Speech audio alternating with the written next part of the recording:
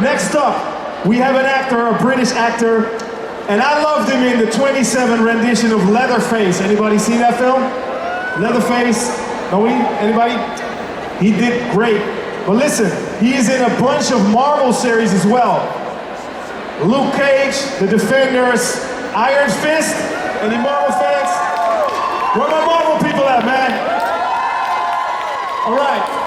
So we're gonna do a nice little conversation and then a Q&A for 30 minutes. So I want you to give him a super warm welcome, Sir Loris Tyrell from Game of Thrones, the one and only Mr. Finn Jones.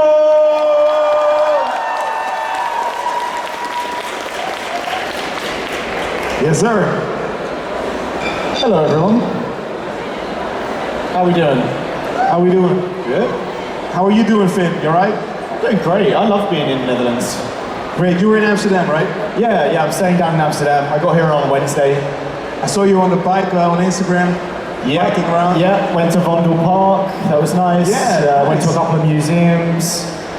Ate some good food. But just the people here is just very open-minded, calm, grown-up country. Well, I'm glad you think it is. Yeah, I mean, I'm living in the States, so it's a very different perspective. I live in New York. Okay, great. Yeah, I've been there for like 8 years. I love New York. You were born in the UK, right? Yeah. And can you tell us a little something about how early life was and how did you get into acting? Oh, should I start from the womb? Yeah.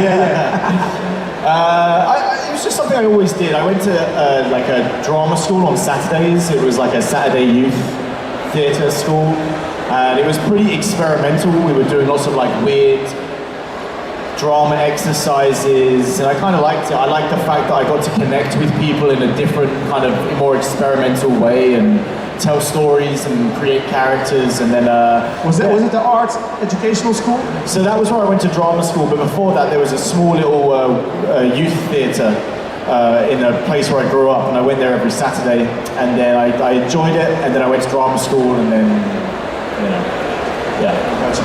And so I just want to talk about the Marvel part of your career. Danny ran in 3 Marvel shows: Luke Cage, The Defenders, Iron Fist, and so when you Google Danny Rand, the character, it says the character is a practitioner of martial arts and the wielder of a mystical force known as the Iron Fist, which allows him to summon and focus his chi. So I read somewhere that you really identify with that character in a more like in a deeper way. Can you elaborate on that, on why that is, or? I think there's lots of reasons why I identify with the character. I think one of the reasons I identify with him the most is that I think one of the greatest things about that character is that he's able to find optimism and hope even in despite of his troubles. He has a resilience that he's able to find a kind of peace within himself even though his circumstances haven't been the best. So I think that's a really something that I kind of identify with, I guess.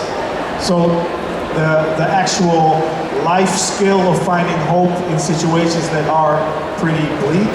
Yeah, I mean that is the ultimate spiritual pursuit, isn't it? It's to joyfully participate in the sorrows of life. Like life is sorrowful, like life brings about trauma and there's a lot of trials, but it's how you kind of meet them, and to meet them with kind of dignity and grace and resilience and optimism. I think if you're able to at least try and pursue those ideals, then that is a life of spiritual pursuit, which I think the character demonstrates. Yeah. And can you say that, in a sense, that extends into flipping the cards you were dealt? That kind of thing, like you're making something out of it? For sure, yeah. Like everyone is dealt shit hand at life. Like not everyone has a perfect trajectory, but that doesn't mean that we have to stay in those cycles. You know, we can transcend them and overcome them. It takes work, but it's possible. It's possible. Yeah, love it. And also, you have been part of one of the biggest shows ever. We know that we're going to talk about it, and you guys can ask your questions in a second.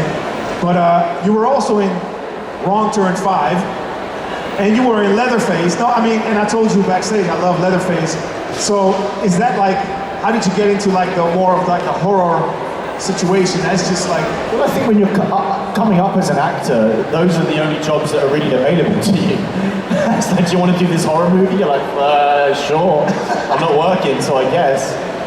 You know, those were things that I did early on in my career where I wasn't really choosy about what roles I took on. I was just taking on anything I could. And yeah, those were just those roles. And there was nothing to it but to take the job and you killed him, that's it. yeah, it's just, you know. He's great in Leatherface though. The 2017 Leatherface, check it out. I've never seen it. No, you didn't see it? I've never seen it. You just did it and you never seen it? I love it. So do you yourself love watching fantasy or sci-fi or horror? Yeah, I do. Yeah, I like a lot of genres. I definitely like sci-fi. I like fantasy. Yeah, I'm really enjoying the new Dune movies at the moment. They're really cool. I like a lot of older fantasy as well. Like there's a Jim Henson film called Dark Crystal. Yeah. It's like an OG fantasy. Yeah. I love that film. Anybody knows the Dark Crystal, right? It's amazing. Anybody know Jim Henson? Yeah, my favorite. So yeah, phenomenal movie. Yeah. Labyrinth as well. Labyrinth, yeah, amazing movie. And I even think the new Netflix Dark Crystal series. Yeah, it's great. Oh my god, it was so good. Yeah. Brian Froud and that whole world. Yeah. But yeah. I just got turned on to him recently. I didn't even realize, like the fairies. And, the whole design of that world. Yeah, I didn't realize. I was watching the Jim Henson documentary recently, and I realized that he was one of the main inspirations. Yeah. And then I got into his work, and I was like, whoa, this stuff is cool. Go look it up. Jim Henson, Brian Froud. Crazy. Yeah, really good stuff. But so back to the Marvel thing. I do want to know this. Luke Cage, Iron Fist. Do you have like a great story or anecdote from one of your favorite scenes, or a crazy story from the whole Marvel part of your career? No, not really. It's hard. I mean, it's hard for me to just like pick one story out because there was just so many. Yeah. I remember when we were working on Defenders, we just had such a great time working together.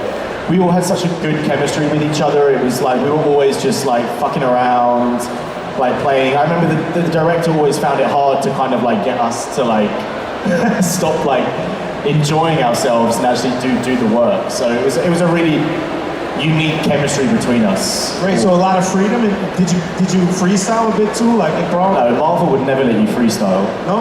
Oh no, they like things by the book.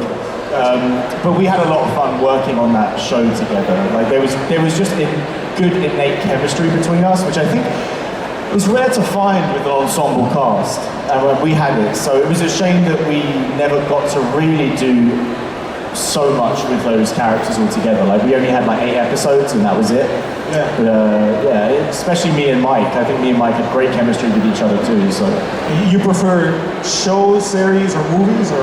I don't care, man. As long as, for me, it's like, I care about the creative integrity, right? So the directing, the writing, the producing, like, I care about that creative side, and whatever medium it is, it's like, it's all right. It's just whatever, man. It's great. So I want to slowly move into the Q&A. Als je de vraag wil stellen aan Finn, Joe, ga vast klaarstaan bij de mic. Because... Oh, you guys were waiting. You were ready. Because obviously you... We only got half an hour, so you better like... Yeah, right? We're going to move into it. Obviously, Finn, you're Sir Lawrence Tyrell. And there's this unique elegance and like almost like serene power and kind of mystery about how you portray that character. The Knight of Flowers, right? How do you prepare for a role like that? That's my final question before we go into your things. I think for that role, there was so much already in the books, so it was just reading the character in the books and really kind of like cementing that world into my kind of imagination, and then just going with it. You know, playing the truth of the scenes, like moment to moment, and to not overthink things too much. You know, that's don't overthink it. Let the word speak for itself, and just play the truth as best as you can, and be present in the moment. You know? Don't overthink too much. First question. Hey. Hi. Yeah, I wanted to ask that as well. But I was also wondering what's your stand on books versus film, series, what do you prefer, to read first and then to watch, or vice versa? Well, I think it depends. It depends on the story. For Game of Thrones, I enjoyed watching it. Well, I actually read the books first, but I think it's good to watch it and then read the books after to kind of fill in the blanks. Because I think otherwise sometimes you can, if you read the books first and then you watch the TV series or the show, it may not live up to your imagination, so you may be disappointed. So I think it's kind of nice to like fill in the blanks rather than have the expectation that is not met. Yeah. Cool. Good answer. Good question. Hey, how you doing? Hi, back again from the photo booth. Hello. I loved the Netflix Marvel shows. Some of the best things they've produced. Kevin Feige, if you're watching, please get them back. Everyone. My question would be, if you would get to produce the third season of Iron Fist, if it would come back somehow, what would the storyline be, and which MCU characters would you put in the show to face off or help you out as an ally? I kind of liked how it was going. At the end of the second season, we flash forward and we see a kind of more mature Danny, and he has he's more of a kind of cowboy, gunslinger type thing. So I like that maybe we were going into a more like Western gun fu kind of world, which I thought would have been kind of interesting to play around with like Ward and Danny being a kind of like a buddy thing. Yeah.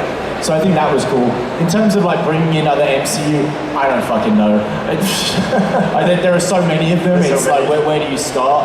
I think to just kind of like stick with the comics, right, and to not get too crazy.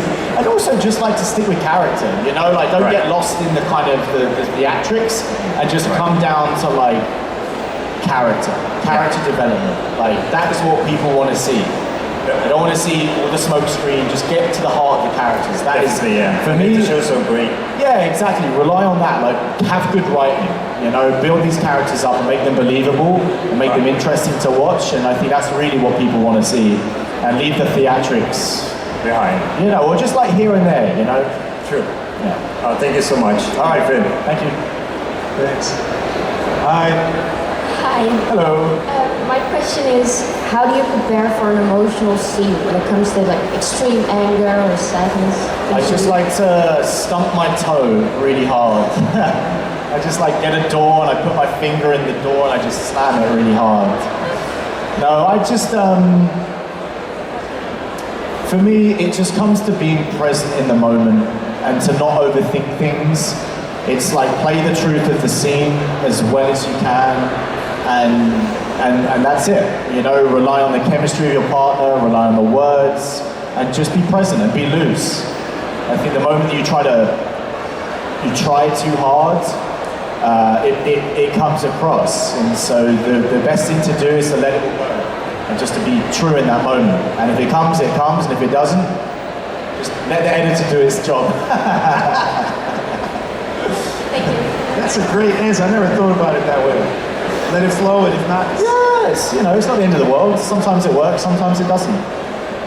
Hello. My question was, what is your favorite place where you're filming Game of Thrones? Oh, favorite place? Well, we filmed a lot in Dubrovnik in Croatia, and that was beautiful. We filmed a lot in the old town there and by the coast, and I mean, yeah, beautiful place. Thank you. Yeah. Bye. I've got 10 minutes. I'm going to rush through these. Hello. I really enjoyed Iron Fist. Thank you. My question is, what was the hardest scene that you had to play in Iron Fist? The hardest scene? I think some of the hardest moments were probably when we were filming at like 5 a.m. We do a lot of night shoots, so kind of doing like a stunt, like a fight sequence at 5 a.m. in like the New York bitter cold where it's like minus 10 degrees. And you've got no sleep, and you're having to like do a fight sequence for like the 20th time in a row. That's pretty tough. You know. Thank you. Wow, minus 10. Oh yeah, it's not a glamorous life. Hi. I was wondering, now that Marvel is revising shows like Daredevil, for example, instead of continuing them, just restarting them over with a new story, how would you feel about doing that with Iron Fist? Sure, yeah, I mean, like I said, I think there's lots of growth with the character. The last time we saw that character was, it was like 7 years ago. So it'll be interesting to see. I know I've personally grown as a performer and as a person, so it'll be interesting to see how Danny has grown in those years. And I think there's a lot of room for expansion and growth, and I think there's a great story that we can continue to tell. So, Alright, cool. Cheers. thank you. Thanks. Hello. Hi. My question is, what was your funniest moment when you played Norris Tyrell? The funniest moment. Yes. Probably like the funniest, most awkward moments are whenever you have to do any kind of like sex scenes and you're just like, all right, well, here we are, just kind of like half naked and having to simulate sex with like a friend of mine that's like an acting partner. Like it's always kind of awkward and funny, you know, because it's just so absurd. So probably that. Thank you. Hi. What was your favorite set to shoot in Dickinson? Favorite scene from Dickinson? Yes. Wow, there were so many. I really enjoyed working with Haley Steinfeld. She's an amazing, incredible actress, and she kind of just carries herself with so much dignity, and she's just a very hard-working and easy-going actress to work with, and I think just every scene that I had with her was so much fun. Yeah. Thank you. Hello. Hello. In Game of Thrones, the big showdown, the church scene explosion gave me major chills. So my question is, do you mind setting the scene, the moments leading up to it, if you want Saturday or there when you're setting it up? Yeah, so the setup was actually pretty cool. So I had this rig in my head, so when they cut the thing into my head, it was like a prosthetic. So it had like a patch of blood underneath it, and it was basically like the tracing of it. So when one of the sparrows cut me, it kind of bled for real. And I remember we were shooting that scene and the director had his kid, who must have been like maybe 4 years old, on set for the first time. And so it was so funny, like here I am undergoing this kind of torturous, horrific process, and the director's just got his kid on set for the first time. So it was a funny juxtaposition. Yeah. Great. Is anybody wants to know anything about Game of Thrones? Ask a question, step up to the mic. But Finn, what I want to know as well is, obviously Iron Fist is a thing, Danny Rand, but is there any other character in that whole universe that you would like lean towards if you had a choice? No, not really. Not really.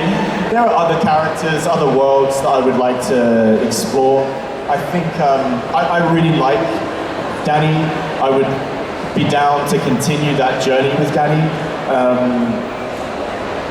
But yeah, I don't know. For me, it's about character and story, and yeah, I don't know. There's nothing really on the periphery of my mind that I can think of. I don't know. And are you working on new stuff that you can talk about, or is it Not that I can talk about, no. Can you say something about the things you can't talk about? No, not really. And what's up with is it the Venery Samantha Bird? Yeah. Well, that's an interesting story. So last year, I was working on that show. We shot 6 episodes out of 8 episodes, and from a personal standpoint, it was something that I was really creatively proud of. It was a very dark, complicated, mature character. It was a very adult, complicated role. And it was something that I put a lot of myself into, and I was very proud of it. And then there was a strike like a year ago in Hollywood, and we'd shot 6 episodes out of the 8, so we only had like 2 more left to shoot.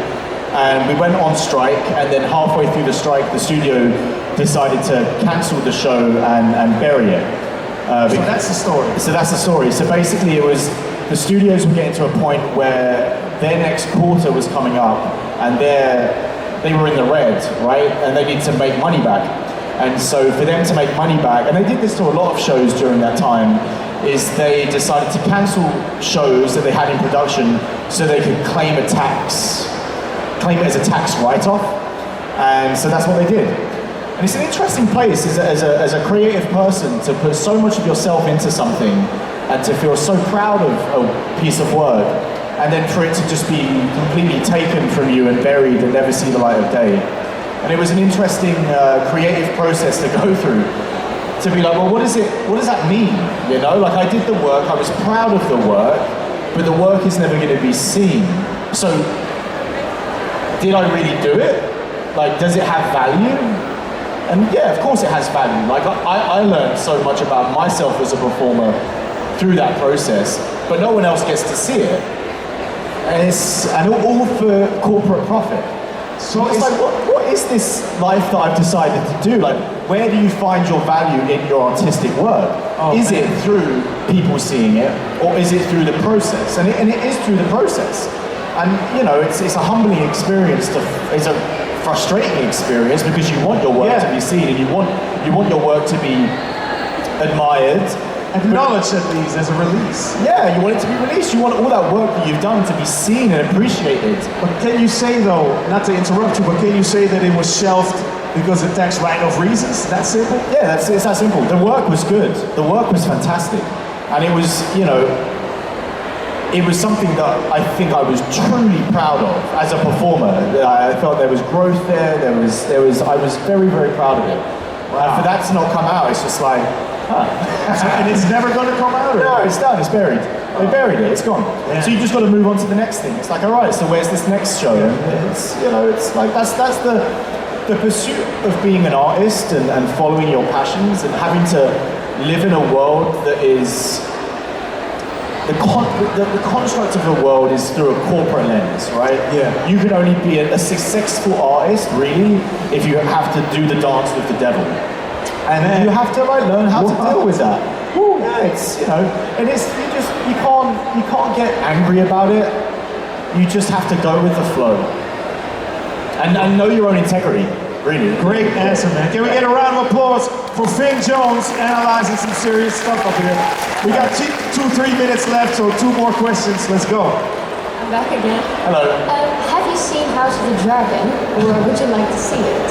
I've seen bits of it. For me it's weird, you know, because it's like, I've spent 6 years on that show, and then to see like a whole bunch of another cast that I don't recognize in costumes that are similar, it just, I find it very strange. I can't get lost in the storytelling, you know, because I know that world so well. It's, yeah. But I hear it's amazing, and I hear it's fantastic, and people really love it, so I'm really proud that it's doing as well as it is. Yeah. Last question. Hi. So what did you think about the ending of Game of Thrones? So I thought it was pretty good. I actually thought, from a story perspective, I thought it was smart, and I thought it was where the story should have ended up. I thought how they got there was maybe not the best way. I think it was rushed. I think they did maybe 3 seasons worth of storytelling in 1 season, and so I think it was jarring because you took these massive leaps in character development so quickly, and I think that is where a lot of the resentment comes. But I think actually where they landed was good. They should have just taken more time so it would allow the audience to fully understand how these characters, or why these characters got to where they got to. But, you know, it's that corporate machine again. It's like, make money, get the thing done, you know? Yeah, okay, thank you. Have a nice day. Everybody, thank you for being here, and we're going to wrap this up the right way. Finn, come on, we're going to shoot it quick. Oh, we've got a video. Hold on. Dutch Comic Con. Everybody in the building, make some noise for the one and only Finn Jones, aka Danny Rand, and much more. All right, thank you guys. Thanks everyone. Thanks. Alright, I'll be at the table all day and tomorrow, so if you want to come and say hi, come say hi. Thanks, Finn. Lots of order for Finn Jones. Thank you for joining us for this exclusive